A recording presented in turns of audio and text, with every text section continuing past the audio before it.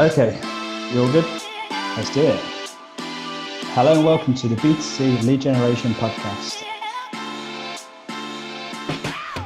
I'm your host, Daniel Hopewell, and I'm also here today with co-host Simon Delaney. And we're also joined on this call by Callum Dudley, who is the Lead Generation and Affiliate Account Director at Neo Media World.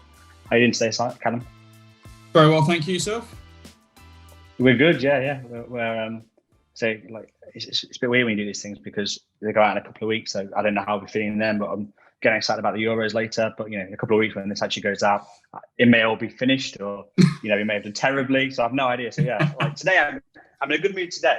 When by the time it goes out, I might be in an awful mood. So we'll see. Indeed. So the title of this podcast we've gone with is "Make Every Lead Count." How to make every lead count. We kind of thought you'd be a great person to talk to about this kind of stuff. Sure. But to kick us off, can you sort of just tell us a little bit about Neo Media World and your role within that? Yeah, so Neo Media World is one of GroupM's agencies. So my background, I actually started off in Mindshare, been there 8.5 years. But the way that the activity that essentially I looked over made sense for me to move over to Neo because they are a more performance-focused agency, and that's their sort of expertise, what they go to market with. They're a worldwide agency, obviously the same as most GroupM. But in terms of where I sit within that, so I fall under the affiliate remit, mainly because anything performance, typically on a CPA or CPL model, falls into or is assumed to be in that remit.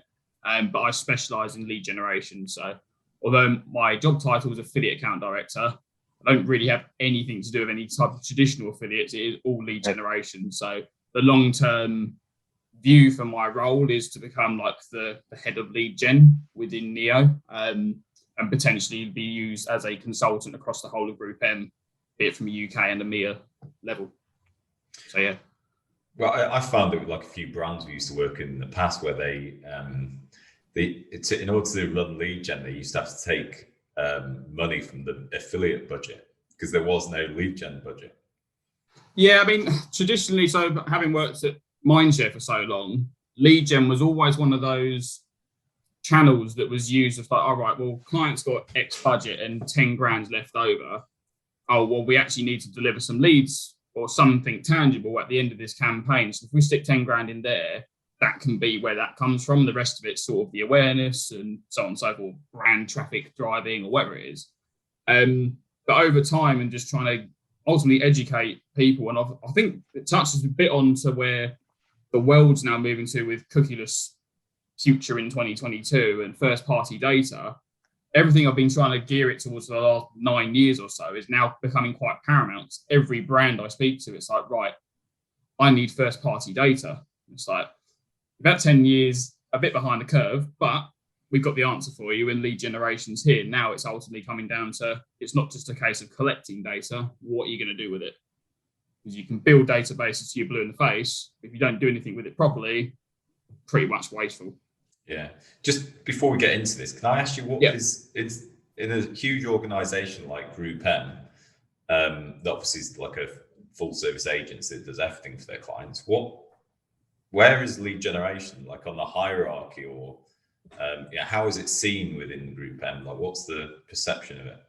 So within GroupM, like I say, most of the time, this type of activity would normally end up either falling into the remit of a display team because no one really knows where it should sit.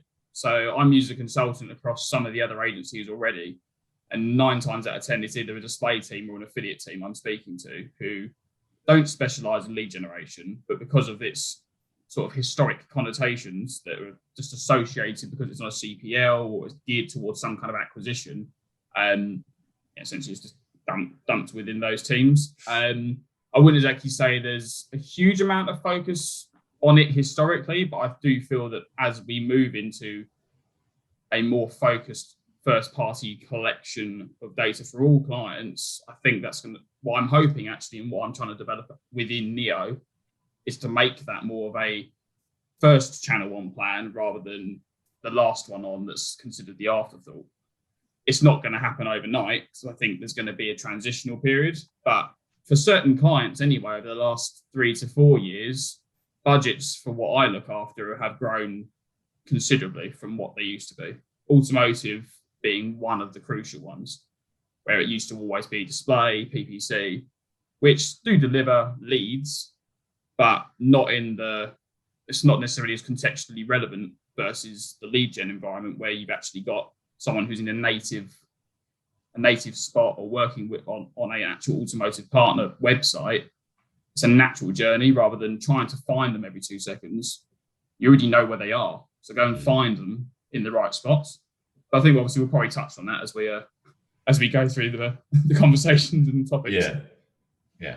So I mean, you just said, but we're talking, before we kind of started recording this, and I know that you have to sort of when you're working with big brands, you have to be a bit careful about what you can reveal and stuff like that, and who you work with, and a certain clause, non-anonymity clause and all that kind of stuff. But is there an ideal client for you or an ideal vertical that you typically work in usually?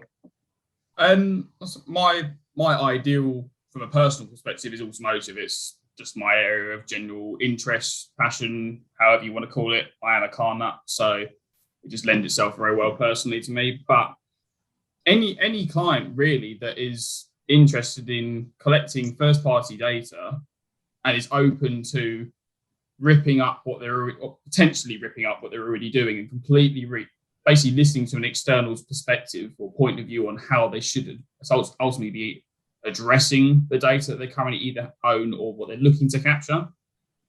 It's just being open. Like a lot of clients are very set in their ways. The bigger organizations, it takes a lot longer to make any changes. But at the same time, a lot of it comes down to also the staff that are working within the client. Because I've worked on some of my clients for years, and sometimes there might be people that aren't maybe as interested in lead generation. It might just not be their own personal area of interest. And then you go through transitions on staff changes. Like one of my clients at the moment is just absolutely loving what we're doing. But it's taken us a long time to get to that stage. So from an ideal client, it's hard to say. Ultimately, I'd say it's more someone that's open and willing to make changes and listen to ultimately expertise in a field. No different when either the three of us are speaking to a client at all. We all have our own perspectives on how it maybe should work, and that collective idea ultimately comes together to build a better finalized product. Hope that makes sense anyway. Yeah. What's your favorite car? Well, my favorite brand is Porsche. Not a brand I'm currently working with, but I don't think you can ever have one specific car. I think you've got to have a daily, a weekend toy, and then a track toy, haven't you, really? And to be honest, Porsche would probably cover all three of those anyway. But, have you worked with Porsche before? No, unfortunately not. That would literally be if I could work on a brand, that would be it. It'd just get too emotional, wouldn't it? Like every meeting would be like you in tears. Like, I love you guys. Like, I love you guys. Please can I have one of your cars very, very cheaply? My mother and father-in-law like literally changed. They've got Cayenne. They've got a Cayenne and they change it like every 3 years. And every time we go to the showroom, I'm like, that's the one I want. Can't quite afford it yet. Please get me out of here. Because I end up probably get myself in trouble getting one on finance and then realizing that was a bad idea. So do you know so in the automotive world, you generally the lead generation runs on two types, isn't it? Which either test drives or brochure requests. Is there anything else that? Oh yeah, it's changed a lot in the last probably I'd say 4 to 5 years. That was very like you still got some brands that do focus purely on those two because obviously you got the higher funnel and lower funnel, but now with the whole COVID scenario as well changed things quite a lot. So you could have anything from a keep me informed request for new models that are releasing or more highbrow offer-led interests. Then you've got your digital brochures because obviously a lot of it now is rather than being actual print, like physical ones. So digital downloads. Then you've got an inquiry now, so a bit more highbrow. Or so different brands name it differently. But fundamentally, it's like I want to speak to a dealer to just discuss my options, if this model's right for me, and so on and so forth. Request for quote, and then traditional test drive. So some brands are still very like we only want test drives. Some brands are quite open to anything and everything, and there's brands that are fully in between. So I wouldn't say there's there's definitely not a consistent approach, especially when obviously you're then working with partners that are in the market. So you're more traditional guys like from Dennis with Auto Express and Car Buyer and Evo, or people like the lead agency with Ask a Price and Car Keys, etc. It's very hard for them to probably adapt their business based on every OEM having a very different approach and type of data ultimately they're looking to collect. It's an interesting time to be in the automotive space, because ultimately, what does the future of car ownership look like as well?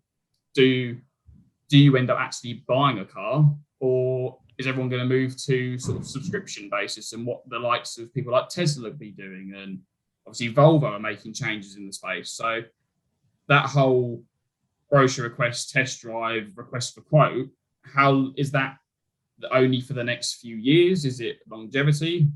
What does that mean for lead gen? Who knows? I was thinking that with, where they have like self-driving cars, you just go on your phone and go, send me a Tesla in the morning. One's there at 9. You take it off the day, bring it back, and it drives itself off somewhere again. I don't like the thought of that at all. I don't like the thought of self-driving. You might not, but it might be what happens. Oh no, I'll stick to petrol for as long as I possibly can, even if it means ridiculous tax. I'm not saying I want to pollute the planet, but yeah, EV cars. You heard it here first. Callum wants to pollute the planet, doesn't he? EV cars, it depends. Like from the mainstream, or for the majority of the population who aren't that really interested in cars or actually driving, 100%. And if you live in a city centre, I couldn't agree with you more. Have an EV. You don't need a petrol or diesel or what have you in those spaces. But anything that's outside of that, I just don't see it taking off. But technology will evolve, and we shall see. But yeah, going that back to ultimately car ownership, it probably will be I don't think it's going to be for at least 20, 30 years before we get to that point of obviously self-driving cars. I have no idea how that transition would even happen, because I can't ever see a world where you can have humans in control of cars and machines. Like, they're just never going to blend. It's one or the other. Yeah. But who knows? So when you're doing the sort of because I'm guessing the stuff where it's like more information, like sign up is on email, right? So the user types an email, and then the test drive are the sort of more intent based stuff, which is I want to call back about an inquiry. How are they measured differently in terms of success? So I don't know, like email, is it judged on what the open rate is or something, and then the inquiry is like the amount of sales? Or so measurement is the $1 million question in automotive, and this is where I probably spend most of my time trying to depict what every brand is doing differently. So you've got some brand. So when we're talking about your test drive RFQs, inquiry now level leads, ultimately what they're measuring it against is sales. So if it's going through to a dealer, how many of those are actually converting into sale, and over what time frame? So you'd expect a test drive to be your shortest one, so probably within a month looking to buy a car, depending on where that customer is in their sort of current finance deal, because what is it, like 8% of the market now own a car outright in cash? Everything else is on PCP or PCH. So people tend to obviously start looking 3 to 6 months prior. So you've got to factor in a maturity window. So normally any data we're looking at, I always say 6 months, you need to allow it to actually fully mature to be able to assess quality or ultimate conversion rate. But then your higher funnel stuff, so your site, keep me informed, digital brochures, every brand's tactics quite different. So how are they nurturing that from a centralized position? So one of the brands I work with at the moment, they've recently started to actually call all the KMI level leads to see where they are in their current life cycle or purchase decision making situation according to interest they registered, 6 months to a year ago. Are you still interested in that specific model, or are you interested in another model because your life might have changed, or maybe you've had a child, you bought a dog, who knows? And I think that's where this whole first party data and nurturing bit is becoming more and more apparent, that brands need to, it's not just a case of get lead in the door, convert them as quickly as possible. You need to now look at that overall life value of that data to be like, right, well, Joe Bloggs has inquired as a 24-year-old 3 years ago. They're now 3 years down the line, might have a kid, a dog, so they've gone from needing a Ford Fiesta to a Ford Cougar. But unless you stay with them and interact with them along that whole journey, you're not going to know what part of their life stage is, because you can try and pigeonhole people to say, all right, well, at the age of 23, you're probably here. At the age of 26 or 27, you're probably here. All right, the law of averages might be somewhere along that, but every customer is so different now. It's not like, I don't know, 20, 30 years ago, you had that sort of, you could roughly pigeonhole people into a life stage. People's life stages are all over the place now. There's no such thing as like, I don't know, in my opinion anyway, when you're trying to segment databases, you have to be able to, it's not just putting them into one or two pools. You could have 50 different pools just based on. This is what the ultimate aim of like personalization is, right? It's not like Dear John Smith, it's knowing this sort of cycle and sort of being, it's almost like an empathy in a way where, you know, you understand where they are in their buying journey. Yeah, I think the other thing that we, or me specifically, when I'm trying to get brands to collect data and also working with publishers, is going beyond your more mainstream data fields. So it's not just your name, email address, telephone number, model of interest, fire it through. What other information could that customer potentially want to put into their submission? So if they're looking for a test drive request, are they looking at buying on PCP, PCH, cash? Do they have a part exchange? Do they have a dog to consider? Do they have 3 kids? Is legroom? How tall? I don't know. There could be so many nuances as to what makes anyone buy any particular product. If you can capture that from the initial point of entry, how much more valuable is that data set, and how much does that more inform the sales approach or the nurture approach of any product, to mean that end salesman or the follow-up CRM communication can be tailored based on that customer's needs? I think that's where I think over the next maybe 5 years, not just having a database of however many email addresses, what actual, I don't know, what's the in-depth data that they can collect on every individual customer to provide a better connection as a brand, rather than just lead in, did they buy? No. Okay, leave them alone. Maybe contact them in a year. It's that whole journey all the way through now that I think's from a brand level they need to be focusing on, because ultimately it's becoming harder and harder to sell products, I think, to people based on value. I think maybe that additional. Sorry, one question I meant to ask you. What does KMI mean? Keep me informed. Okay. What I was thinking with the additional question is, the lead came in. So we've all seen, like, even for test drives and the more detailed leads that you generate for automotive, that the landing page is never great, right? We've actually designed a couple for one of our clients who is an agency for an automotive brand. And then we were under strict guidelines because we were hosting it of what it had to be. We pushed back and we're like, this could be so much better. Can we just redesign it? But I was thinking that some of that additional information that could be captured could actually be part of the nurturing journey. So let's say, I don't know, you come in on a Jaguar and it's for a particular type, you fill in the form, test drive, and then you get, a welcome email that says, thanks, an agent will be in contact shortly, whatever's going to happen. Then you could start this like series of questions that are interactive within the like actual email or SMS, whatever it is that you're sending. So that's where you could gather, what color car is like your ideal one, or, do you have a dog? Do you need extra room in the boot to store whatever? You could capture this information. But also this feeds back to the landing pages. If you're like to capture additional information on a landing page, you need a multi-step page, right? If you put it all on one form, it just puts people off. Even though like a lot of questions on 2 forms can't work very well, especially in B2C. But if you had like a multi-level page, multi-stage landing page that a user like asks non-personal information and it gets like more detailed as they go on. I think automotive brands, I don't know, you know more than I do. I don't know if any do that, but they would kill that. It'd be brilliant for them. I think the lot of the hesitation around more in-depth data forms or data capture forms is the inherent, like, from a marketing department standpoint, it's all about volume. So however many, every year we need more leads to look like we're growing. But not tracking sales, no. No, well, this is the catch-22 situation, is that we're measured on lead volume, and we're always asked to deliver more lead volume, either for the same amount of money, or if we give you 10% extra, go and find me 10% extra leads. I mean, most of the time I'm in a situation where a client's going, right, I've got this much money to spend, and I'm like, okay, I only want half of it, or I only want X percentage of it, or at the moment I only want to commit to this level, because I could quite easily turn around and go, right, you know what, I'm going to go and buy you every type of lead I can possibly get to hit your KPI target as a marketing team for your lead volume. But that's only in 3 months' time or 6 months' time. You're going to turn around and say to me, why didn't that convert very well?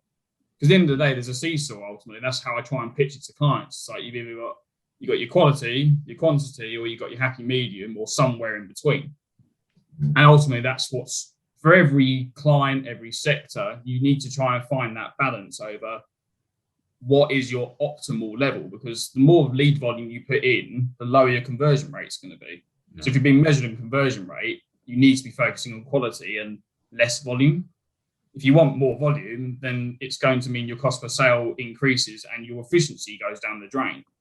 When you're talking about cars, or especially when you're talking about dealer-ready level leads, how many leads is an optimum point that a dealership can actually cope with from a group level? Can they? There's no point saying, all right, well, we've got capacity to deal with 2,000 leads a week, but then you're being asked from a marketing standpoint, we want 3,000 leads a week. If the capacity is not there, you're going to have 1,000 leads potentially at wastage. And what I commonly see in automotive is exactly that. You do, obviously, depending on where that lead's come from a source standpoint, if it's come through OEM main website. Might be worth clarifying what OEM means, sorry. Original equipment and manufacturer, so i.e. a Ford, a BMW, Volvo, etc. Comes through their own main website, dealer's going to be hot on it.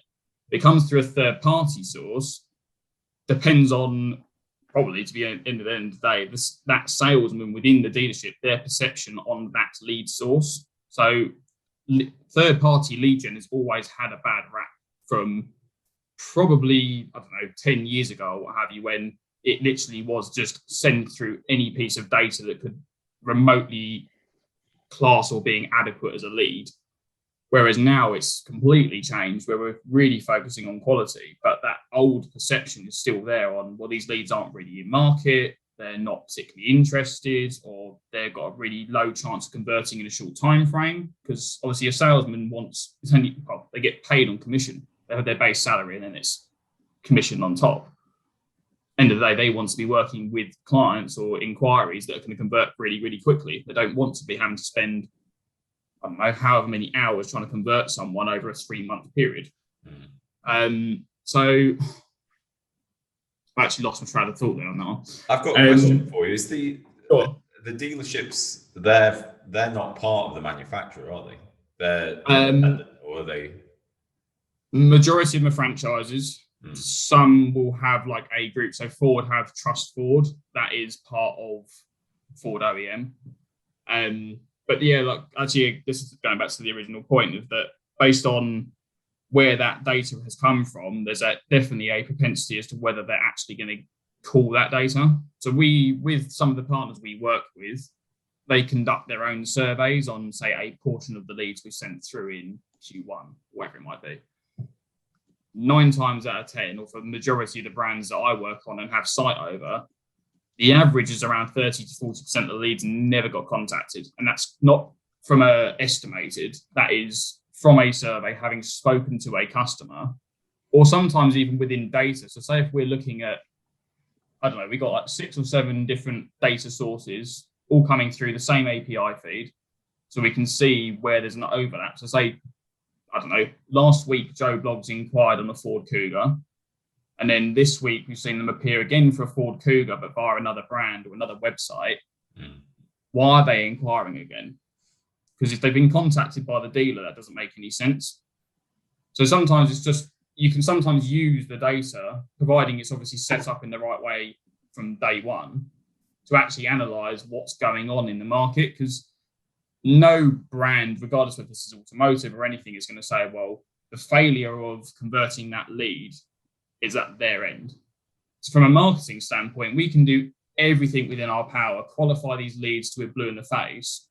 If they don't pick up the phone or they don't get contacted appropriately with, I don't know, a good sales approach, they're probably not going to buy. And if we're then being measured on conversion rate, that's that major part, ultimately the fundamental part that makes them go from lead to sale, we have no control over. What, and if the dealerships are franchises, there's no, you can't actually leverage any position over them either because they're sort of in control of it. But so if you collect like a test drive type lead, does the brand get a copy of that data as well, and they can put them into a marketing funnel while the dealership are going for the sales side? Or so all data will go direct through to the OEM. From a new car lead gen standpoint, anyway, it will all go through to OEM, then be sent out to dealerships via their own internal distribution systems. But every OEM again differs here as to, does the OEM keep them warm in the meantime, or does it all just then depend on the dealership? So if you leave it down to the dealership, there are good dealers and there are bad dealers, or you've got good salesmen within each dealership. So what we do when we get sales data back, it's not just a case of going, right, well, lead generation activities converting at this, and not even just by then splitting it down by model. So you can say, right, I don't know, for Ford, you've got your Fiesta, Focus, Cougar, Puma, EcoSport, then all your CV vehicles, which is another whole ball game in itself when it comes to CV and attribution. But actually, I might as well touch on that point here. With sales matchback, every OEM will have a different methodology. So if it's Joe Bloggs that inquired, Joe Bloggs has to buy the car in order for you to be attributed for it. But others will differ based on address. So Joe Bloggs inquired, but Jenny Bloggs went down as the lead by name, or people inquire on behalf of partners, children, parents, could be anything. Unless it matches back exactly in a lot of cases, you won't be attributed for it, which means there's a huge gap of nuance potential that you're never going to be attributed for performance.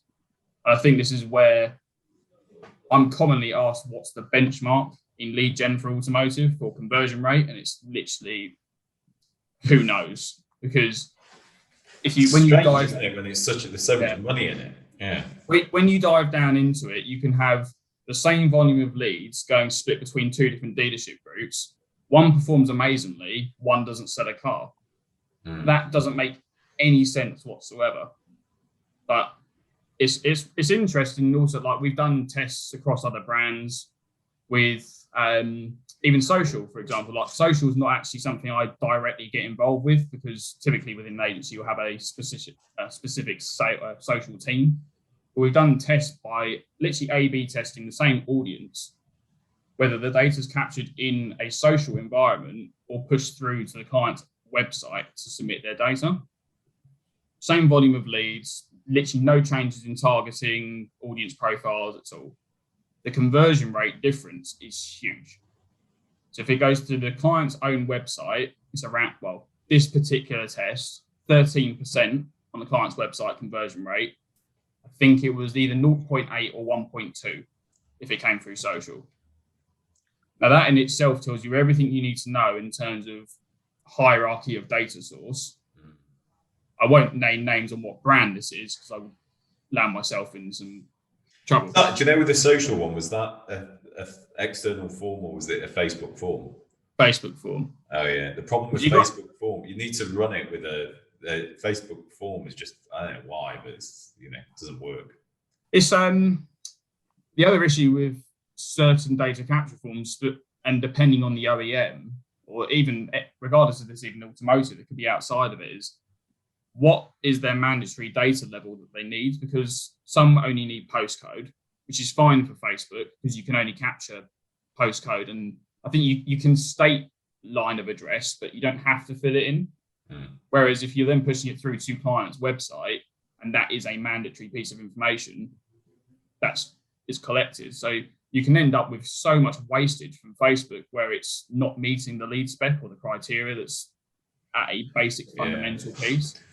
We've seen that Facebook forms just don't work though. I think it's I do know why it is. I think it's because it's the original data that you signed up to Facebook with, and everyone did it like 10, 15 years ago and don't have those email addresses or numbers or anything anymore. I think there's definitely that, but also I feel that Facebook's good if you want to get volume in, and it works for higher level lead types. So if you do take automotive, for example, it's a keep me informed or brochure request, like a digital download, fine, because it's quite simple. It's all obviously all auto fed in, so it's literally one click done. If you've got someone if you're trying to target someone who's more in market, to put them as a click out of the social media environment to a web page, yes, the lead volume will drop off, because ultimately you're getting rid of the people that aren't truly intent on that lead. And that tends to be where I find, this is again cross-sector, most clients seem to be trying to steer away from that, because it means they're not going to hit their KPI target of leads. It's a strange world, that, isn't it? Though? It is. This is where you have the sales and marketing have different budgets. It's the same. You see this scenario, but they're so disconnected as well. So I do some stuff in B2B as well. This is actually in the fuel space, specifically around like fuel cards. The marketing team KPI versus, or in terms of the level of lead that the marketing team are looking for versus what the sales team think they're asked the marketing team for, is completely different. We actually had a scenario recently where we spent a lot of time going through email creatives, landing pages, getting it all signed off so everyone's on the same playing field of understanding where these leads are coming from. Turned out the sales team didn't have a clue where this data was coming from, what was the background behind it. So they're calling these leads and they're basically starting from scratch. Like, oh, hi, we're so-and-so, calling about a fuel card. And you're thinking, if you understand the whole context of where that customer's come from, so you actually split out within your database to say, this has come through email-based third party using this creative or whatever it is, that pickup conversation, you can take that as from contextual narrative of what they've already seen and carry that on within the conversation. And I feel that's where probably one of our other topics we're going to cover is that whole nurturing process now. It's not good enough just to try and pigeonhole people into multiple different sources, multiple different journeys, stick them all in one funnel, and then just stick them all through one call center or whatever the nurture process is. Unless that has contextual relevance to that customer's original journey, there's going to be so much confusion going on because everyone's been exposed to different pieces of information. So if you do automotive lead gen through Evo, for example, so you've been watching a Puma ST review, and then you've read all the information on it as well, and then you've clicked through to a salesman within a dealership. They know they've been on a specific type of website and they've read this type of information just by referencing to say, oh, I've seen you've been on Evo magazine, or whatever the title is, and I can see that you've interacted with this piece of information, then you submitted through for your test drive request. To tie the two together from a consumer standpoint, to me, is a no-brainer. But when you highlight that to a brand, they're like, I haven't thought about that. But you know what? I'm just talking over it with you, because you're closer to like the OEMs and the end origination. Like I said, we've done a bit of work on it, but not like you have. Why don't brands or the dealerships, I guess, hire like call centers? Do you know that the leads would go into? This is for test drive ones, like high intent ones. Yeah. And get them to qualify and book a time for the deal. Like, why leave? Because the problem with the sales guys in dealerships, they're off making coffees. Someone's walked in, and here, there, and everywhere. Why don't they dedicate a sales source that sort of handles it, an arbitrage sales mechanism sort of thing? So this is where, again, OEMs differ so much, and even the same OEM can differ by region. So one brand that I work on at the moment in Germany, they have that centralized call center, and they will book it in on behalf of the customer to a specific dealer. But in the UK, it's just send to dealer and let dealer handle it. So it's a bit of it's a strange one, really, because you think there should just be an approach applied to all markets. But you have got OEMs that do already have that in place for multiple level types of leads. If it's an inquiry now, it goes to a dedicated team within a dealership that handles that type of inquiry. So i.e. the real lower funnel, I want to buy now, can be dealt with by a specific team that are ready to go for them. And if you need a bit more hand-holding, nurturing, consultation sort of approach, then you've got a team there ready and waiting for you. But then you've got others that literally just go, right, send it to dealer, let them deal with it, let them work for it and convert to sales. Like, well, I think the days of all people buying cars in that way are kind of gone. I think now that where you can buy a car on finance, I mean, most people are confused now by finance because, again, PCP is going to be one of those next finance deal things that gets looked into. Because you think it's going to be like PPI? I don't know if I think some people just somewhat glaze over it because of the way that finance enables you to get into a more expensive car than you realistically be able to afford otherwise. Yeah. I mean, there's a reason why you see more premium or traditionally premium brand cars on the road. You look at Porsche, literally as an example, you see so many more Porsches on the road now than you would have done pre. I bet you love it. That's the thing I've been debating about. Do I go and buy? Basically, me and my wife were debating: do I go and buy a Macan? And I'm like, I don't like buying anything on finance. Yeah. Like, I think I'm only 30 years old, but I think it's one of those. I've been brought up very traditional. Like, you only buy what you can afford.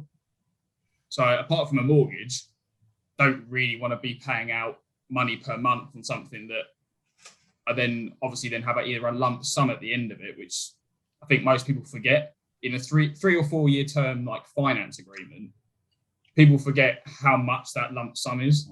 Yeah. And 9 times out of 10, they probably end up giving the car back and they've burnt God knows how much money. Nothing to show for it. Basically, lease new, buy old is what I always think with cars. Well, yeah, I think everyone loves the thought of buying a brand new car, but I mean, to be honest, current market wise, used cars are almost as expensive as buying a new one because you can't get hold of a new one. I mean, it's mad how much used car prices are now. You literally can't get hold of them. If you do, it's a premium. That's another interesting thing that goes into the automotive space at the moment when you come to lead gen. I think I spoke to you about this the other day, is that there's a shortage on stock. They can't build the cars because of the whole COVID issue and a lot of these chips that now go into all these LCD screens, etc. They can't build them. So if we're sending through loads of new car lead gen or people that want to buy a brand new car, they're not there. You can order them, but the waiting lists are who knows how long at the moment. Wow. Especially when you've got a lot of these EV models coming out. They're so reliant on all these microchips in them for everything that ultimately all the systems inside them. If you can't build them, like, what's the delay? I think they're predicting this is going to roll on until 2023. Wow. From a new car lead gen standpoint, we're only being measured on new car sales. That's really alarming because we're doing everything we can to improve these conversion rates by improving lead quality. If they can't order a new car, or at the end of the day, the way people buy now is they don't want to wait. They want it tomorrow or within a week. They're probably going to go and buy a pre-reg stock car used, even if it's only 6 months to a year old, because fundamentally they don't want to have to wait 6 months to a year to get their new car. It's an interesting one because I feel that that's working in the area that I do. You're up against enough challenges it is when it comes to actually getting attributed for a sale, to then add in the fact of what you're being measured against in the first place is borderline impossible to buy. I mean, it's be like slamming my head against a brick wall for the next year, I can tell already. But it's all, again, a lot of this comes down to context and evidencing what is the value of a lead. It's not just that initial point of entry. It's actually, if they're signed up from a first party standpoint to your wider marketing, then I think that personally, I feel there's more value in that than there is in the initial lead entry. Because we've all done it. You inquire on a car and then you go, Christ, actually, I probably can't afford it. Rather than a test drive or a strong inquiry, a marketing led. So keep keep me informed sort of thing? Well, from any level, because if you've gone right KMI for Porsche Macan, but you've also signed up to Porsche's newsletter via email, or given permission for marketing via phone number or postal or SMS, whatever it is, that's another piece of value to that lead. That when you're in traditional lead gen and talking about cost per lead, that's sort of like a add-on. It's never been viewed as value. But with more recently, actually, with this whole first-party data collection and the sort of reduction of cookies system going out the window, more and more brands are now starting to say, well, hang on a second, with all these leads that we're coming in, how many of them are actually opting into wider communications? Because once that initial point of entry is there, if they don't end up converting, or within that time frame they have the permission to speak to them about, sort of then dead data. Which is obviously when GDPR came in years ago, everyone panicked because they were like, hang on, we've got a database of like 1.5 million. But in reality, we can only speak to 20 of them. When everyone sent those emails out. Yeah, pretty much. But then I think that's what's more valuable, a smaller database of really truly intent people that want to buy your product or hear about your products or your services or whatever it is. Or do you want to play a numbers game and have a huge database of people that just delete your email every 2 seconds? Well, this is, no matter what stage of marketing that you come in at, because stuff changes. It used to be volume was everything. You all remember, if you've been working at GroupM 8 years ago, it used to be volume. Everyone used to, how big your database was basically like how important you were. But now, and even what's funny as well is LinkedIn's like this as well. Do you remember LinkedIn a few years ago? And they used to have those, they were called Lions or something, and they used to connect with everyone. And now people have realized like there's no point. You need to connect with people that actually like it's going to resonate with you, or you're going to be able to help them, or they'll help you. And it's exactly the same in B2C with customers, right? Like your database size doesn't mean anything. What means something is your relationship with the people in your database. And that's exactly the difference. That's why the data needs to be transparent. Your relationship is so important. Like you said, the marketing to those people, if you've got the opportunity to do it and they've got that interest, that's what's important. Yeah, hugely. I just think that, like I said, the numbers game was more just a case of how much you can flex your muscle and say, we've got all this. And it's like, well, unless you're going to use it, doesn't really mean anything. And but also, if you've got quality data there, there's no, I mean, it's really hard to say what value is that, because at the end of the day, unless they end up going on to buy anything, there's nothing tangible there. But to say that you've got someone that's engaged, and if you can monitor if they open up the email communications that you send them, do they interact with it? What's the dwell time? There's other points where you can say, actually, you know what? We can't put a financial value against it, but from a customer relationship or brand building exercise, you can't really put a figure on that value. Like brand advocacy, or I think that's what we're going to see in going back to automotive, is that with trying to keep people within brand, if you can't buy a brand new vehicle, you can get them either to stay in their current vehicle through servicing plans or whatever it is, or get them to buy a second-hand vehicle to keep for a year until they can get the new one. There's value in still generating that lead to get them to buy a used vehicle so that in a year's time they go and buy a new one. Like, yeah, it's so hard to tie the dots together. I'd love to see the sales rates of those marketing ones versus the, like you say, over a year, 2 year, whatever it is, period, versus the sort of. Like keep me informed leads do actually providing it's got the right approach with it afterwards and the time frames are there. It's not just like contacting them 3 months after. There's a reason why they've inquired at a certain lead type for anything. It's all about just it's context, but also common sense. Like I think with marketing, we can try and be as clever as we want with data, and data tells us to do this, but take yourself away from that and put yourself there as a customer looking to buy a product. That tells you everything you need to know about how someone needs to be nurtured. Like we all buy differently, or what makes us make a decision as to what we buy completely different to each other. Yeah. But the fundamental principles are the same. They don't care about you, they care about themselves. That's what it's about. But it is, it's like, it goes back to the whole numbers game. Where do you want to sit yourself? Do you want to play in quantity and play the sort of law of averages game? Or do you want to really harness quality, have a lower volume, spend less time on it, which means your cost per sale is going to be lower anyway, and you haven't wasted however many hours chasing leads that probably weren't interested in the first place. It's just about tackling each lead type or whatever the brand and service or product is, just applying a bit of common sense and rationale as to how you approach it. Because automotives can be different to buying, I don't know, shampoo. They're all different, but if you can apply just common sense, like put yourself in there as a customer, how would you buy a product? What would make you go from I'm considering this product to actually buying it? Okay, well, that bit in between is then ultimately what the whole nurture piece needs to be built around, and what is actually enticing them to buy your product. Yeah, I guess that the nurture bit's almost being used as an awareness channel, because I'd assume those leads are like relatively inexpensive compared to the.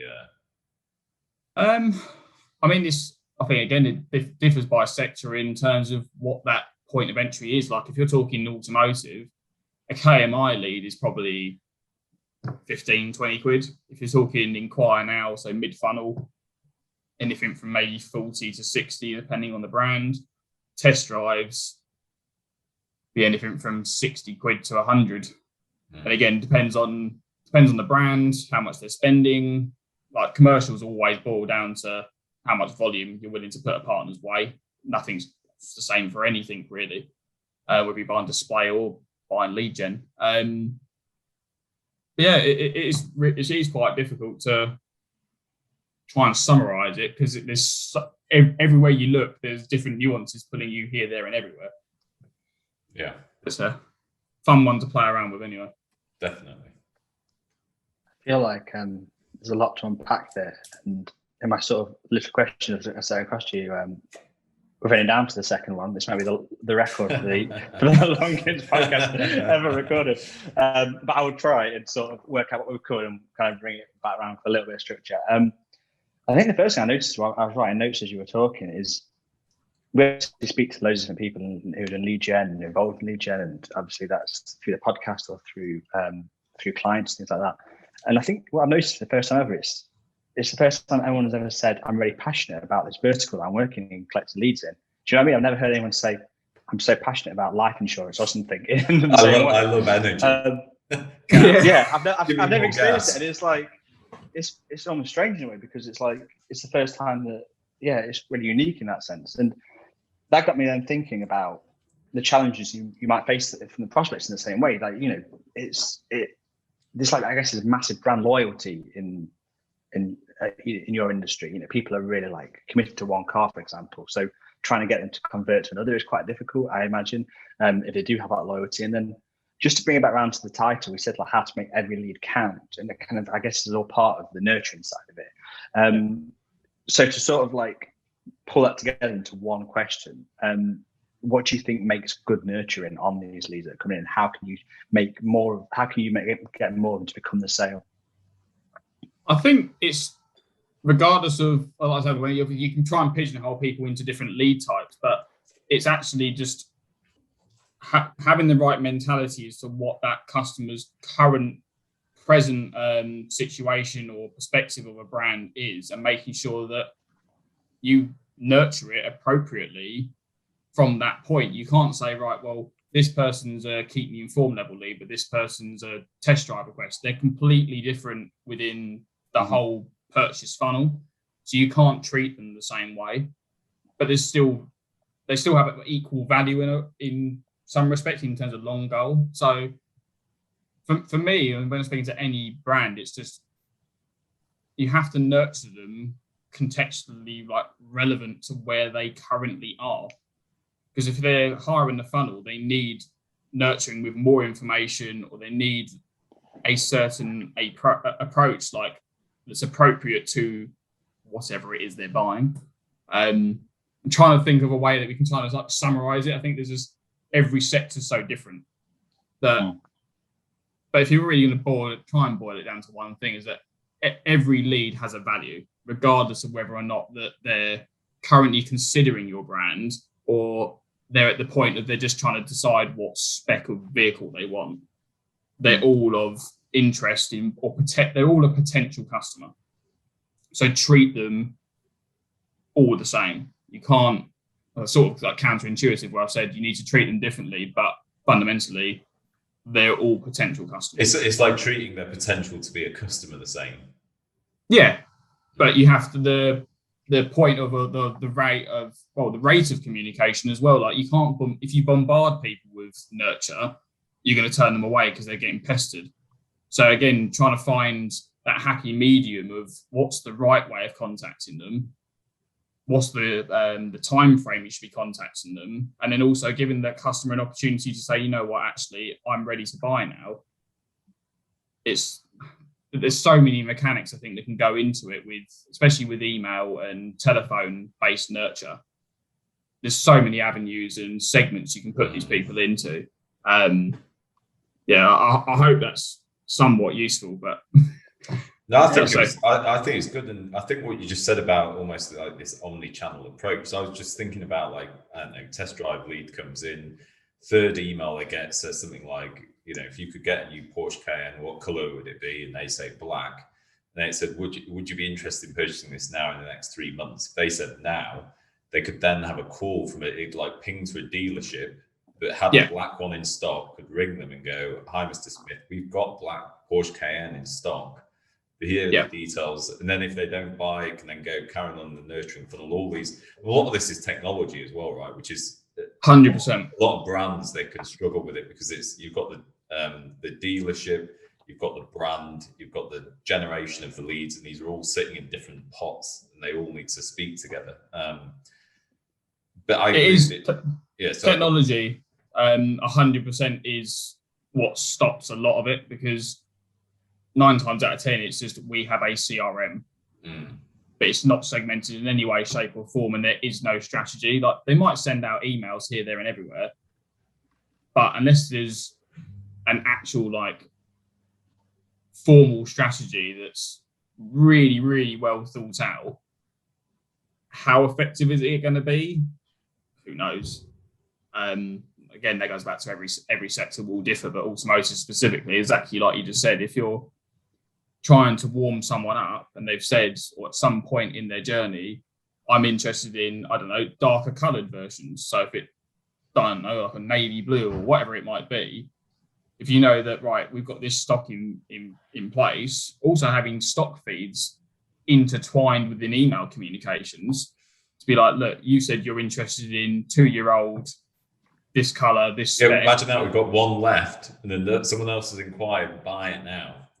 Exactly. Like it could, I mean, and the amount of infrastructure you'd need to put into place technology-wise as well. I mean, you'd be there all day trying to put it together. But get it signed off, I'd imagine. That'd be the big thing. Yeah. I think it's just the theories there is it's then just trying to cherry pick what's going to be the most effective elements that can be simply put into place. And I think a lot of it's just common sense. Like if you're a customer, or if you were the customer, how would you want to be communicated with? Put that in place, and that probably would improve that sort of leads to conversion path very, very quickly. Yeah, 100%. That's really interesting. Just to sort of bring it around to what we said at the start, and I know Simon spoke to you about this beforehand. We call it like how to make every lead count, because there's an opportunity.